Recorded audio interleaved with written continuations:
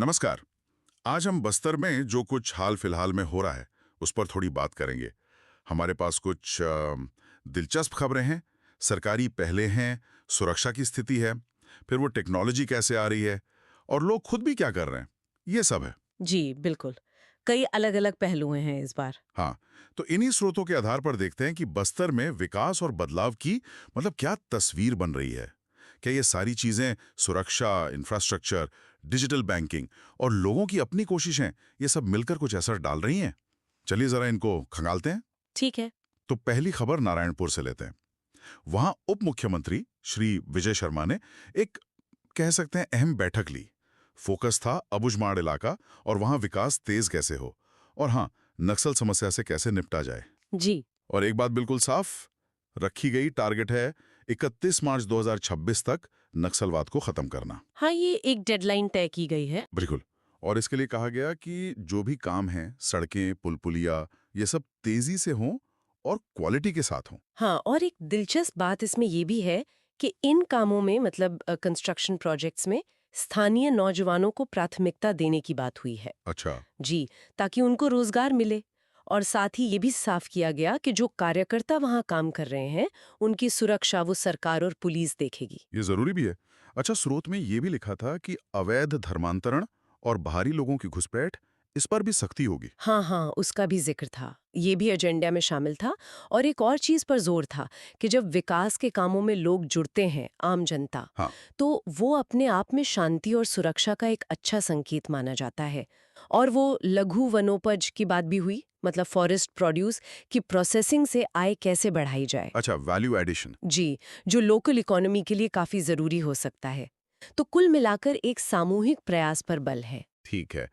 तो ये तो हुई सरकार की बड़ी पहल की बात। अब दूसरी तरफ देखें तो अम, तकनीक भी धीरे धीरे अपनी जगह बना रही है, खासकर बैंकिंग में। सही कहा। जगदलपुर का जो जिला सहकारी केंद्रीय बैंक है, हम्म। उसने अपने ग्राहकों के लिए यूपीआई की सुविधा शुरू कर दी है। अरे वाह। जी।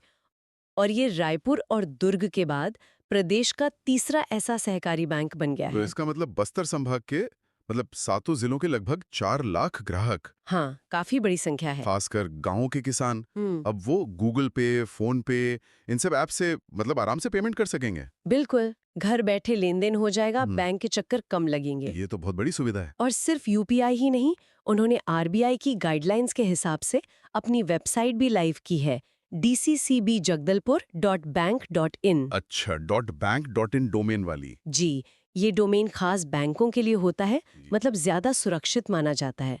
और इस डोमेन के साथ ये प्रदेश का पहला सहकारी बैंक है। तो ये डिजिटल इंडिया की तरफ एक मजबूत कदम कह सकते हैं बस्तर में।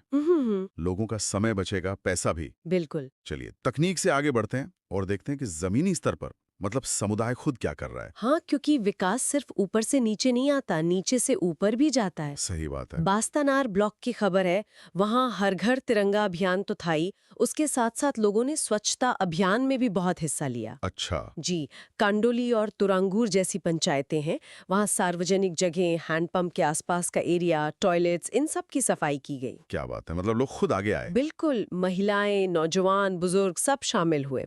तो ये सिर्फ देशभक्ति का ही मामला नहीं था, बल्कि अपने आसपास की सफाई और सेहत के लिए जागरूकता भी दिखाता है। हाँ, और शायद कचरा मैनेजमेंट पर भी कुछ ध्यान दिया गया होगा। जी बिल्कुल, कचरा ठीक से निपटाने पर भी जोर था। बहुत अच्छे। अच्छा, और सेहत की बात करें तो एक और खबर थी शायद। हाँ, वो शहीद गुंडाघूर कृषि कॉलेज के हॉस्टल की छात्राओं के लिए एक हेल्थ अवेयरनेस कैंप लगा था।